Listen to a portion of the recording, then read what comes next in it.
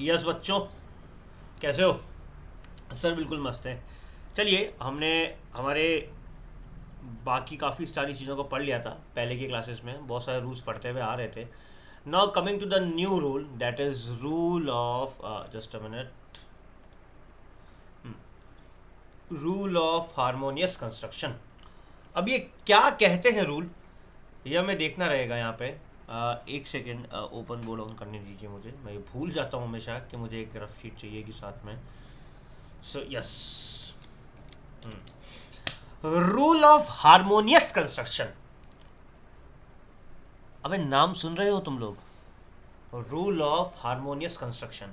Sir ये harmonious construction क्या होता है, जरा इस पर चर्चा करते हैं बच्चों। नाम में ही बहुत कुछ छुपा है बेटा। जीवन में लोग कहते हैं ना नाम में क्या रखा है, मैं कहता हूँ नाम में बहुत कुछ छुपा है। अभी देखना नाम में कितना कुछ छुपा है। Harmonious construction.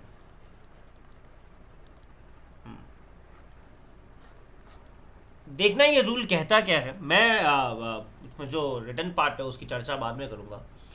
पहले हम यहीं से समझते हैं sir, by the virtue of name only हमें क्या समझ में आता है ये देखते हैं बेटा हम लोग। हारमोनियम देखा है कभी लाइफ में? कभी देखे हो हारमोनियम? ऐसा इसमें की बनी हुई होती है बहुत सारी, ठीक है ना। फिर वो आगे एक फ्लैप होता है, फिर उसको बजाते हैं। तो हारमोनिया के साथ एक बहुत बड़ी चीज होती है कि ये सिंगल एफर्ट से कभी नहीं चलता है। What do you mean by कि सिंगल एफर्ट से नहीं चलता है सर? सर बजा के देख लीजिए हारमोनियम को। एक काम करो, नेक्स्ट टाइम हारमोनियम मिले ना तो क्या करना, उसका जो फ्लैप है ना उसको यूं यूं करते रहना, इधर कोई भी की मत दबाना। या फिर ऐसा कर लेना, सिर्फ की दबाते रहना, फ्लैप को आगे पीछे मत करते रहना। कभी भी आवाज नहीं निकलने वाली, कभी हारमोनियम प्ले ही नहीं कर पाओगे। क्योंकि हारमोनियम का मतलब भी यही होता है, टू हैव हारमोनी। मतलब सर, सर सिंगल नहीं, दो इफेक्ट तो लगेंगे सर, दो इफेक्ट्स चाहिए इसको चलाने के लिए।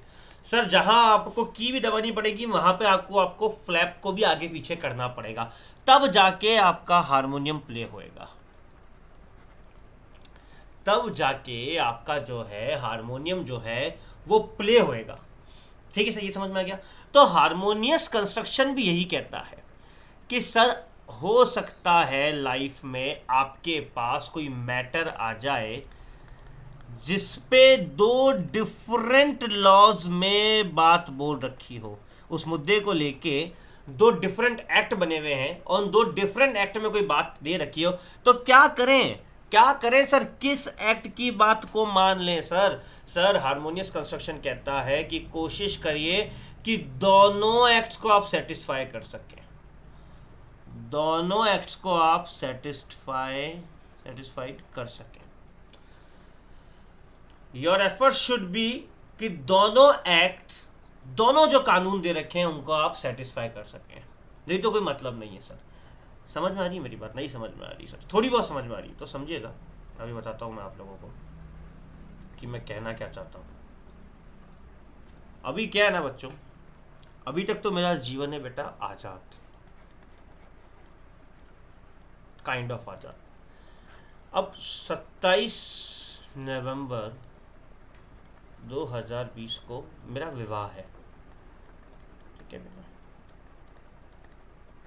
ठीक है मेरा विवाह है, जिसमें आप सब लोग नहीं आ पाएंगे क्योंकि कोविड-19 है। बट हाँ, आप सब लोग मेरे को, मेरा जो जीपे नंबर है ये भी मैं साथ में बोल दूँ, एक थोड़ा सा ऑफ द ट्रैक जा रहा हूँ मैं, इस पर आप 501 रुपये हर बच्चा मुझे दे सकता है बेटा, ठीक है ना। मैं आप लोगों की ब्लेसिंग्स, आपकी आपकी गुड विशेस इसमें कंसिडर कर लूँगा। 501 से नीचे मैं कुछ नहीं लूँगा। चलिए, अब सर 27 नवंबर 2020 को मेरे जीवन में घटना घटने जा रही है, दैट इज़ माई विवाह। अब हारमोनियस कंस्ट्रक्शन क्या बोलता है सुनिएगा।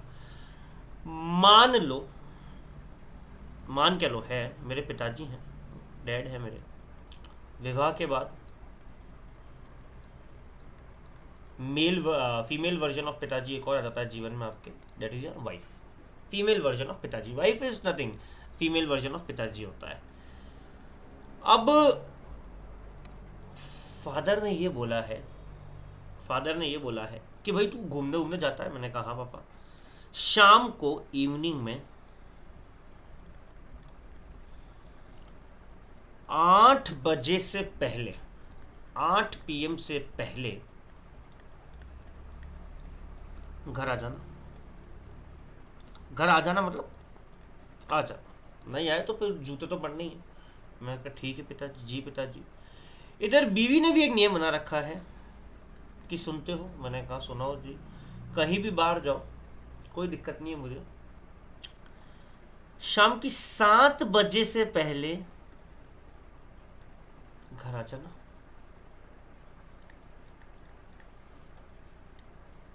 घर आ जाना, मैंने कहा ना ये फीमेल वर्जन ऑफ फादर है।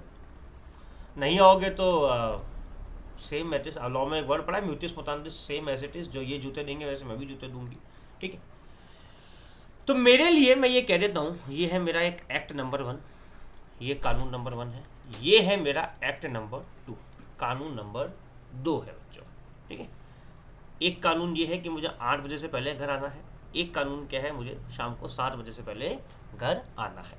ठीक है सर, अब मैं आपसे कुछ केसेस डिस्कस करता हूँ, बताना कि कब मैं जिंदा रहूंगा। केस 1, अगर मैं इवनिंग में 7:30 पे घर आता हूं तो मुझे पापा से जूते पड़ेंगे क्या इस केस में? नहीं सर, क्योंकि पापा का नियम तो क्या 8 बजे का। पर लुगाई से जूते पड़ने के चांसेस पूरे हैं सर आपके, क्योंकि वाइफ ने क्या कह रखा है, 7 बजे तक घर आ जाना। ओके ठीक है सर, कोई दिक्कत नहीं, 7 बजे तक घर आ जाएंगे। अगर मैं सुनना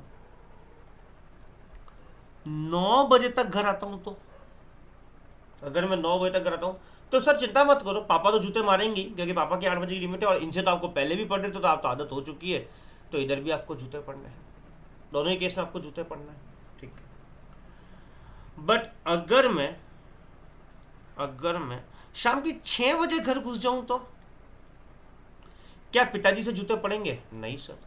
क्या वाइफ से जूते पड़ेंगे? नहीं सर। तो मैं ऐसा कह सकता हूं ना कि अगर मैं शाम को 6 बजे घर पे आता हूं तो मैंने फादर की कंडीशन को भी सेटिस्फाई कर दिया और वाइफ की कंडीशन को भी सेटिस्फाई कर दिया कि नहीं कर दिया?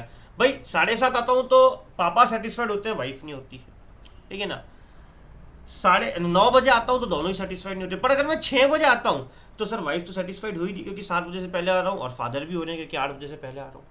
ये बात समझ में आ रही है कि नहीं आ रही? सर तो इस केस के अंदर, ये थर्ड वाले केस के अंदर मैंने पता है क्या कर लिया, हारमोनियस कंस्ट्रक्शन।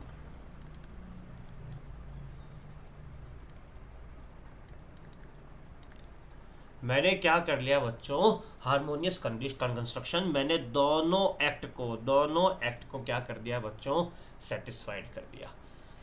क्या ये बात समझ में आ रही है क्या? यस सर, एक्ट 1 भी सेटिस्फाइड, एक्ट 2 भी सेटिस्फाइड। मेरे को तो सीखना ही पड़ेगा, 27/11 नवंबर में मेरी शादी है, और तुमको इसलिए सीखना पड़ेगा कि नवंबर में तुम्हारा एग्जाम है, तो हम लोग दोनों एक ही सिचुएशन पे हैं लाइफ की। तो सर हारमोनियस कंस्ट्रक्शन जो है, इसका मतलब यही होता है कि दोनों एक्ट्स में, दो अगर डिफरेंट एक्ट्स में कोई अगर बातें लिखी हुई तो दोनों को सेटिस्फाई करके चलो, दोनों को सेटिस्फाइड करके चलो, that is your harmonious construction. क्या ये बात समझ में आ रही है तुम लोगों पे? इसे हम क्या बोलेंगे, दिस इज वॉट बेटा, this is your harmonious construction. Is that clear to you people or not बेटा? ये हुआ हमारा हारमोनियस कंस्ट्रक्शन। मुझे दोनों एक्ट्स को सेटिस्फाई करके चलना पड़ेगा। Is that clear to you people or not बेटा? Is it clear or not? Yes sir, ये बिल्कुल क्लियर हो चुका है सर, दोनों एक्ट की बात आपको माननी पड़ेगी। अब जैसे आपको बताता हूँ, मान लीजिए आप सीए बन गए, और आपके सीए बनने के बाद, सीए सीएस जो भी आप हैं, आप सब बन गए। उसके बाद आपका एक क्लाइंट आता है, आपका क्लाइंट है HDFC। ठीक है, अब इसका कोई मैटर है जिस पे आपसे ओपिनियन मांगना है, तो बेटा आपको इस HDFC के अंदर भी हारमोनियस कंस्ट्रक्शन करना पड़ेगा। क्यों सर? क्योंकि सर आपको देखना पड़ेगा कि HDFC पे कौन कौन से एक्ट लगते हैं और कौन कौन से एक्ट में क्या क्या बातें लिखी। देखिए, पहला एक्ट लगता है banking regulation act. HDFC bank है ना बेटा, सकता है, बिल्कुल है। सेकंड बताऊँ बेटा, बैंकिंग कंपनी भी है सर, ये बैंकिंग कंपनी है, तो आपका कंपनी सेक्टर इंतजार कर ही रहा है सर। तीसरा बताऊँ सर, आरबीआई का एक्ट भी लग जाएगा आपके ऊपर। चौथा बताऊँ मैं सर, सर सेबी की गाइडलाइंस भी आ जाएगी सर, लिस्टेड होगी ना आपकी बैंक का शेयर सर, तो एलओडीआर भी आ जाएगा sir, and so on. Sir इतने सारे एक्ट आपके बैंक के ऊपर लगने वाले हैं, आपको इन सारे बैंक के अंदर हारमोनियस कंस्ट्रक्शन करना पड़ेगा।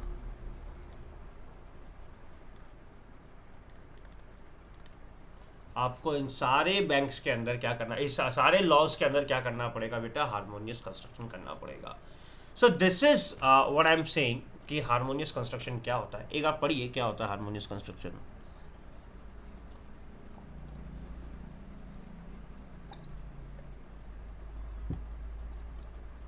देखिएगा क्या बोला गया। Where there is a doubt about the meaning of the words of a statute, they should be understood in a sense in which they harmonize with the subject of the enactment and the object of the legislature बेटा। Sir कभी भी अगर आपको doubt लगता है तो आप क्या करिए, आप हार्मोनाइजेशन करिए, किस किस के बीच में करिए। They should be understood the sense in which they harmonise with the subject of the enactment and the object of the legislature. अगर लॉ में कोई बात लिखी हुई, अगर आपको समझ, आपको लगता है डाउट हो रहा है, आपको लॉ की उस पर्टिकुलर डाउट लैंग्वेज पर डाउट हो रहा है, तो आप उस लॉ की लॉ के लैंग्वेज और लॉ मेकर के इंटेंशन को दोनों को समझने की कोशिश कीजिए, दोनों को हार्मोनाइज करके चलने की कोशिश कीजिए बेटा। Where in an enactment there are two or more provisions which cannot be reconciled with each other, they should be so interpreted to give effect all of the them बेटा। हो सकता है सर कि एक ही एक्ट के अंदर किसी particular point पे दो बातें लिखी हुई है, तो उन दोनों बातों को हार्मोनाइज करके इंटरप्रेट करने की कोशिश कीजिए। देखिए हार्मोनियस कंस्ट्रक्शन क्या कहता है, आप कोशिश कीजिए, अगर नहीं कर पाए तो कोई गाली नहीं है, पर करना है हमको। नहीं कर पाए तो कोई गाली नहीं है, पर करना है हमको, ठीक है ना। और हो सकता है कि दो डिफरेंट डिफरेंट एक्ट में, एक्ट 1 और एक्ट 2 में कोई बात बोल रखी, तो इनको हार्मोनाइज करने की कोशिश करी जाए सर। समझ में आ रहा है क्या? फिर क्या बोला गया, this rule is applicable only when there is a real conflict between the two provisions of an act and one of them has not been made subject to the other. Sir ये rule कभी लगता है बेटा, जब एक point और दूसरे point के बीच में कोई कॉन्फ्लिक्ट हो रहा होता है बेटा, तभी ये रूल लगता है बेटा, ठीक है ना। और तभी इस रूल के अंदर हम हार्मोनाइजेशन वाला कॉन्सेप्ट आपका लगाएंगे, ठीक है ना। और एक रूल दूसरे रूल पे कोई सब्जेक्टिव भी नहीं, ऐसा नहीं कि डिपेंडेंट है, डिपेंडेंट नहीं, इंडिविजुअल है दोनों, पर दोनों के बीच में कॉन्फ्लिक्ट हो रखा है, तो सर आपको तो दोनों को सेटिस्फाई करने की ट्राई मारनी चाहिए। जैसे मैंने भी आपको एग्जांपल बताया पापा और वाइफ वाला, सो ऐसा ही कुछ आपको लाइफ में करना पड़ेगा बेटा, ठीक है ना। देयर इज अ क्वेश्चन, ये क्वेश्चन 100% आप लोगों का होमवर्क है, मैं यहाँ पर डिस्कस नहीं करूँगा ये। आप लोग जैसे, हाँ आप लोगों ने बड़ा अच्छा प्रेजेंटेशन किया, मेरे पास आ गए कुछ सारे बच्चे, ऑलमोस्ट सारे बच्चों के आंसर आ गए आई थिंक, कुछ के नहीं है, क्योंकि हाँ एक तो ना आप आंसर्स भेज रहे हैं, दैट्स वेरी गुड, अपना नाम भी लिख के भेजिए, मुझे मालूम नहीं पड़ता, ठीक है ना। तो बाकी वैसे आंसर्स आ गए हैं, और जिन्होंने नहीं भेजे वो भी भेज दें। और काफ़ी अच्छा प्रेजेंटेशन किया आप लोगों ने, हाँ कुछ जगह पे मिस्टेक्स हैं जो मैंने उन बच्चों को डायरेक्टली बोल दिया है, ठीक है ना, बाकी अच्छा था प्रेजेंटेशन। तो this question is your homework, इस क्वेश्चन का आंसर मुझे चाहिए। देखो ये आधा इधर है, आधा आपको जो एक दूसरा पीडीएफ में भेजूंगा मर्ज होगा उसमें मिलेगा, ये रहा इसका फर्स्ट पेज जो है, ये क्वेश्चन यहाँ पे है, तो आप प्लीज़ इस क्वेश्चन को सॉल्व करके मुझे भेजिएगा, ठीक है। चलिए आगे चलते हैं हम अगले रूल की तरफ, that is rule of, rule और क्या हुआ,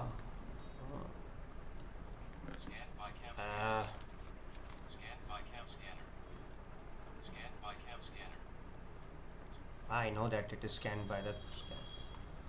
वो सारा वॉइस चालू हो गया इसमें, जस्ट अ मिनट। हाँ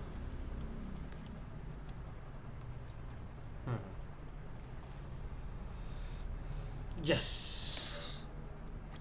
अब आता है रूल ऑफ बेनिफिशियल कंस्ट्रक्शन कह दीजिए सर, मिसचिफ रूल कह दीजिए सर, हेडेंस रूल कह दीजिए सर, पर्पजिव कंस्ट्रक्शन कह दीजिए। एग्जामिनर किसी भी नाम से पूछ सकता है आपको, रूल ऑफ बेनिफिशियल कंस्ट्रक्शन के नाम से आ सकता है, मिसचिफ रूल के नाम से आ सकता है, it may be like Heydon's rule, it can be in form of purposive rule, कुछ भी हो सकता है, यहाँ पे कुछ भी हो सकता है।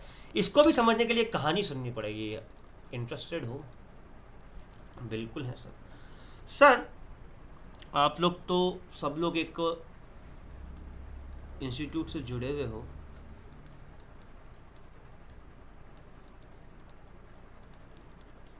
है ना, सोजत्या क्लासेस से आप लोग जुड़े हो, वहीं के इर्द गिर्द का एक एग्जाम्पल लेता हूँ और आपको एक बात समझाता हूँ। सोजत्या क्लासेस के नीचे एक फोटोकॉपियर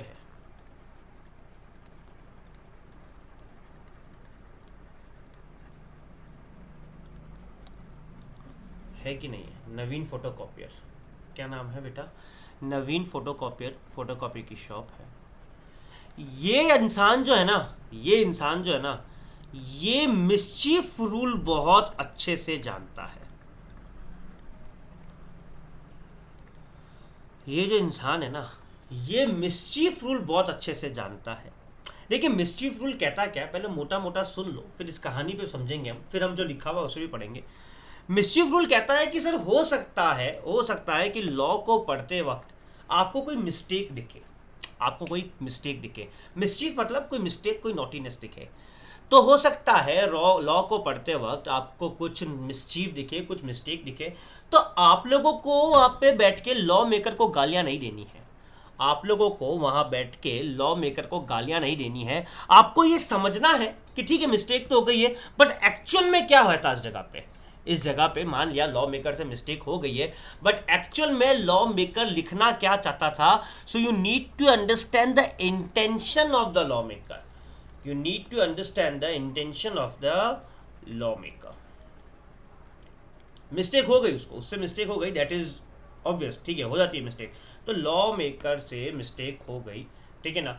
अब लॉ मेकर को मिस्टेक हो गई तो आपको ये नहीं करना कि अरे मिस्टेक कर दी लॉ मेकर ने, अब आपको उसका इंटेंशन समझना है। चलो ठीक है, वर्ड उसने भी ऊपर नीचे लिख दिया, दैट इज ओके, बट आप यहाँ पे हाथ धर के नहीं बैठेंगे और बोलेंगे कि नहीं सर ये तो लॉ मेकर की मिस्टेक हो गई, हम अब कुछ नहीं कर सकते। नहीं सर, आपको उसके इंटेंशन को समझने की कोशिश करनी पड़ेगी।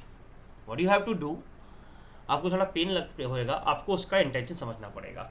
ये तो मिस्चीफ रूल की मोटी मोटी बात। पर अब नवीन फोटोकॉपियर की कहानी क्या है सर, सुनिए।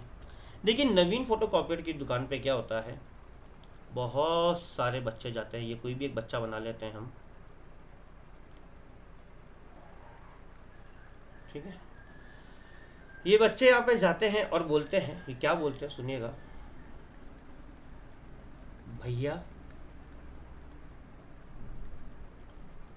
जेरोक्स करना।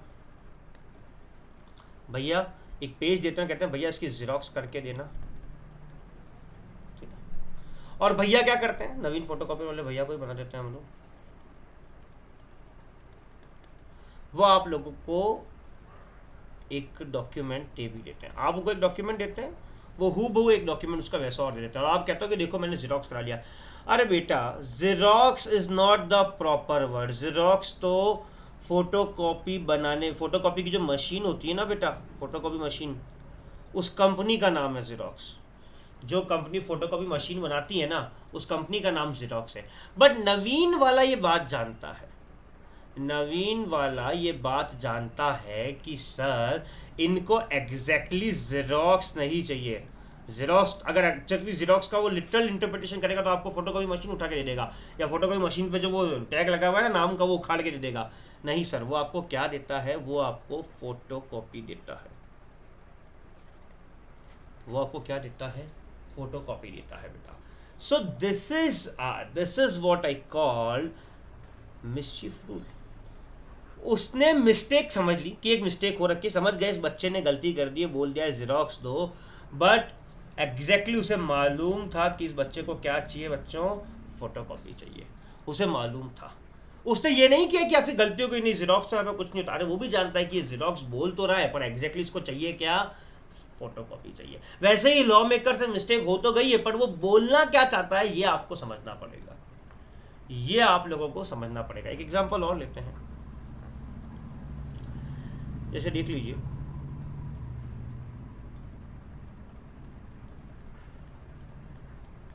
ये हमारी स्टूडेंट है, कौन है ये, कोई बताएगा आप लोगों में से किसी को बता। लेट सपोज, सॉरी हिमांशी, ये हिमांशी है हमारी, हिमांशी खापिया, ठीक है। सॉरी बेटा, पर मेरे पास तुम्हारा ही नाम हमको याद आया था कि तुमसे बात हुई थी अभी थोड़ी देर पहले, इसलिए सो हिमांशी खाबिया जो है हमारी स्टूडेंट है। हिमांशी खाबिया बेटा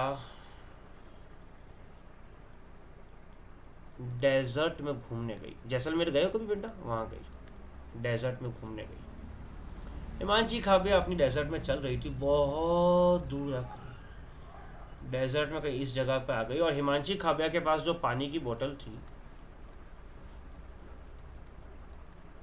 उसमें सारा पानी भी खत्म हो गया था, उसमें सारा पानी भी खत्म हो गया था। हिमांशी बहुत देर से प्यासी घूम रही थी, यहाँ तक गई। यहाँ पे क्या था, इस डेजर्ट के इस कोने पे एक शॉप थी, वहाँ एक बूढ़े से अंकल बैठे हुए थे। ठीक है, ठीक है। वहाँ बहुत सारी पानी की बोतल लटक रही थी। हिमांशी गई और अंकल को बोला, बूढ़े अंकल को, कि अंकल एक बिस्लरी की बोतल देना, एक बिस्लरी देना। अंकल ने हिमांशी को देखा और शॉप क्लोज कर दी।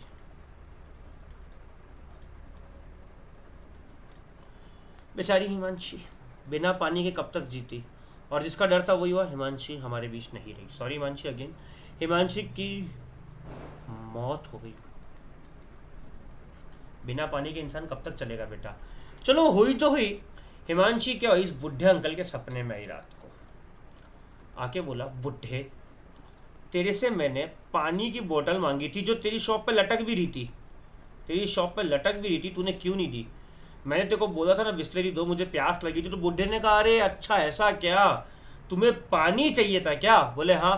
बोले हमारे पास जो है वो एक्वाफीना था, हमारे पास किनले की बोतल थी, बिस्लरी की तो नहीं थी। अरे तो हिमांशी ने कहा, बुढ़े मेरे भावनाओं को तो समझता, इससे क्या फर्क पड़ा तेरे पास एक्वाफीना है या तेरे पास किनले, मुझे पानी चाहिए था।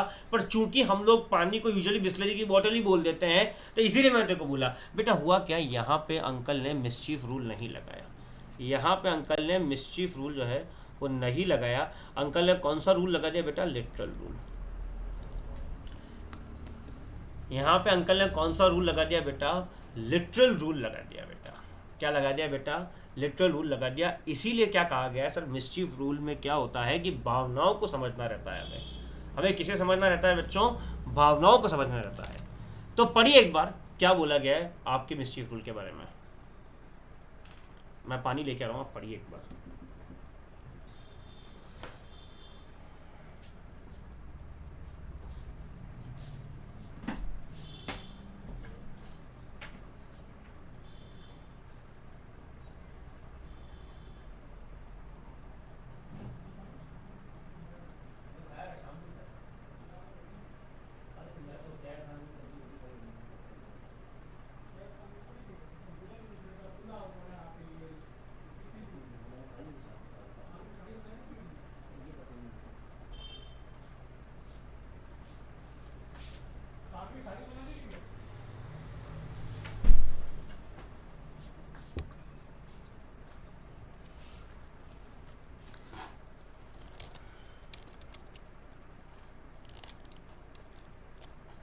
यस, तो पढ़ रहे हैं ना आप लोग, क्या बोला गया देखिए। So rule of beneficial construction कह दीजिए, or you can say mischief, hidden or purposive rule क्या बोला गया है। It is applied when the words used in a structure ambiguous and are capable of more than one meaning. देखिए sir, जब ambiguous words आ जाते हैं, confusing word, तभी हम ये रूल अप्लाई करते हैं।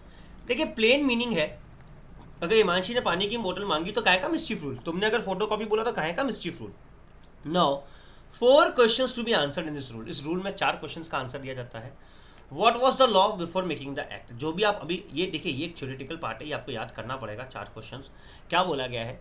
देखिए मिसचीफ में भी आप समझ क्या रहे हैं, इंटेंशन समझ रहे हैं ना, ठीक है ना।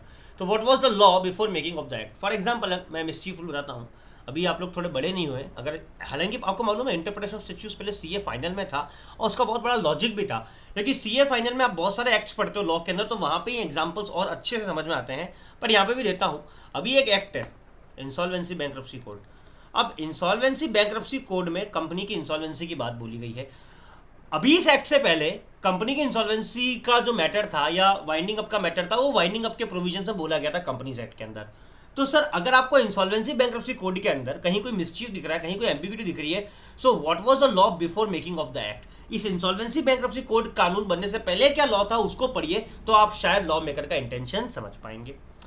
What was the mischief or defect which the law did not provide? Sir वो कौन सी मिस्टेक, वो कौन सी गलती रह गई लॉ मेकर से जिसको लॉ मेकर ने इस एक्ट के अंदर ठीक नहीं किया?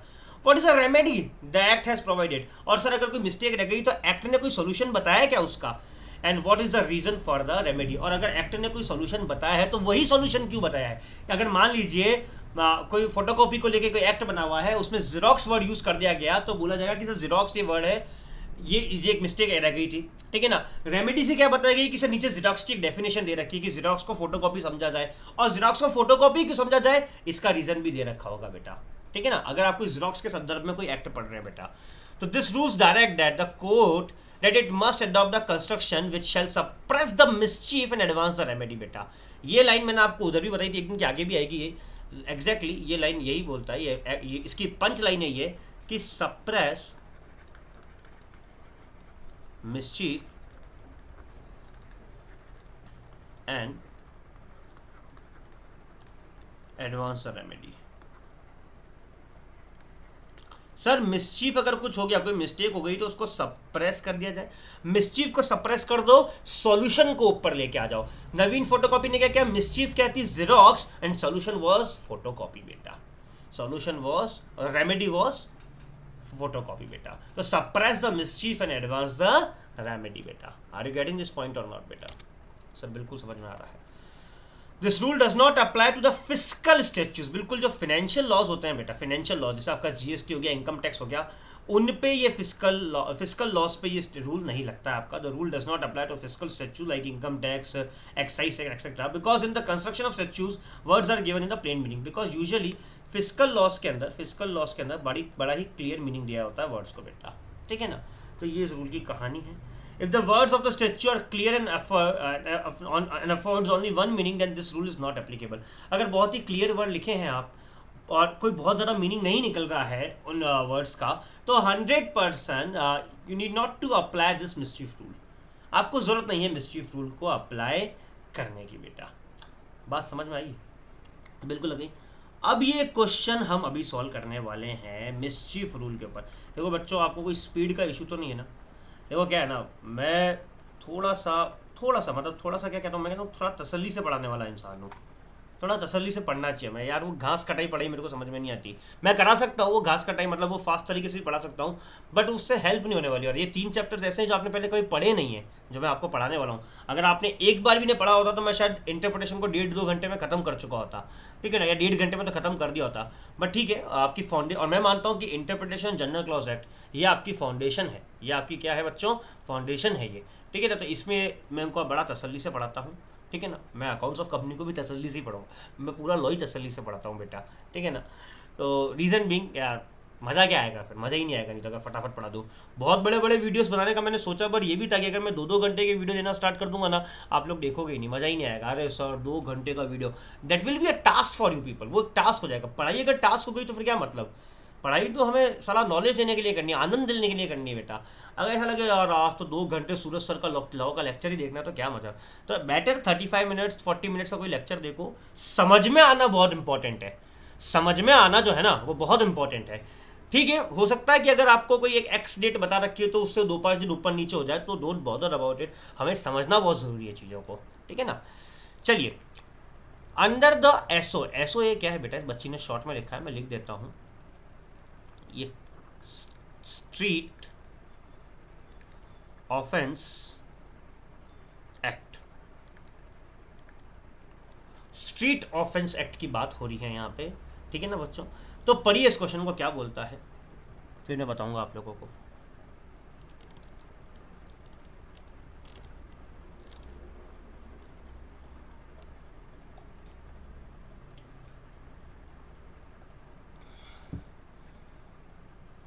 देखिए, under the street offence act a mischief that was not provided for that people were harassed by the prostitutes when they were walking along the streets. Remedy provided was that prostitutes were restrained from soliciting the people in the street. Prostitutes started attracting the people from the balconies and window. Can they do so? देखिए बात समझिएगा, एक बड़ी ही अच्छी बात है। Street offence act करके एक ऑफ एक्ट था। स्ट्रीट का मैंने समझते हो ना, रोड, गली। कलर कौन सा लीजिए, रेड लीजिए। वहां पे एक ऑफेंस डिस्क्राइब हो रखा था। क्या ऑफेंस डिस्क्राइब हो रखा था? देखिए कोई स्ट्रीट है, ये स्ट्रीट है, यहाँ पे बहुत सारे लोग जाते थे, सड़क बनी हुई, गली बनी हुई, ठीक है। यहाँ पे कुछ प्रोस्टिट्यूट्स थी बेटा, कुछ प्रोस्टिट्यूट्स भी थी जो इन शरीफ लोगों को क्या करती थी, परेशान करती थी, हैरेस करती थी बेटा, हैरेसमेंट करती थी उनका, ठीक है। और क्या बोला गया था, क्वेश्चन सुनिएगा वापस।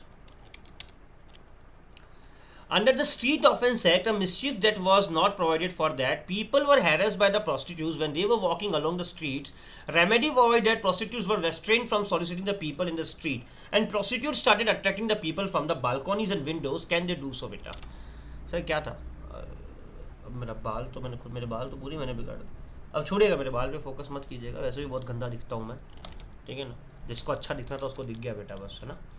चलिए, तो क्या हुआ सुनिएगा कि स्ट्रीट ऑफेंस एक्ट में एक ऑफेंस था कि जो लोग स्ट्रीट पे चल रहे हैं उनको क्या होता था बेटा, कुछ प्रोस्टिट्यूट्स जो हैं हैरेस करती थी, हैरेसमेंट करती थी प्रोस्टिट्यूट्स उनका, ठीक है।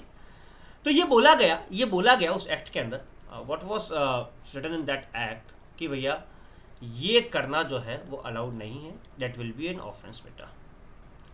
और उसकी रेमेडी ये दे रखी थी, ये सोल्यूशन दे रखा था कि प्रोस्टिट्यूट्स तुमको अलाउड नहीं है, तुम स्ट्रीट में चलते हुए लोगों को हैरेस करो, ठीक है ना। और प्रोस्टिट्यूट्स खुद कहाँ खड़ी होती थी बेटा, स्ट्रीट में ही खड़ी होती थी बेटा, स्ट्रीट में ही खड़ी होती थी। प्रोस्टिट्यूट्स ने क्या किया बेटा, ठीक है, अब ये रोड जो बनी हुई थी, पहले वो इन रोड के, देखो पहले कैसा सीन था, देखो पहले ये था, ये तो लोग जा रहे हैं और प्रोस्टिट्यूट्स भी रोड के साइड में खड़ी रहती थी बेटा, दोनों साइड में, ठीक है। ये मना किया, तो प्रोस्टिट्यूट्स ने क्या किया, ठीक है, उन्होंने यहाँ खड़ा होना बंद कर दिया और उन्होंने स्ट्रीट में, आप जैसे बापू बाजार आप जाओ तो बापू बाजार में सड़क के ऊपर दुकानें, ऊपर बहुत पुराने पुराने घर बने हुए हैं, तो उन लोगों ने क्या किया, उन घरों की छत पे खड़े होके, विंडोज में खड़े होके लोगों को सॉलिसिट करना, मतलब लोगों को अट्रैक्ट करना स्टार्ट कर दिया कि ठीक है, आप यू नो प्रोस्टिट्यूट्स का वर्क क्या होता है बेटा, ठीक है ना।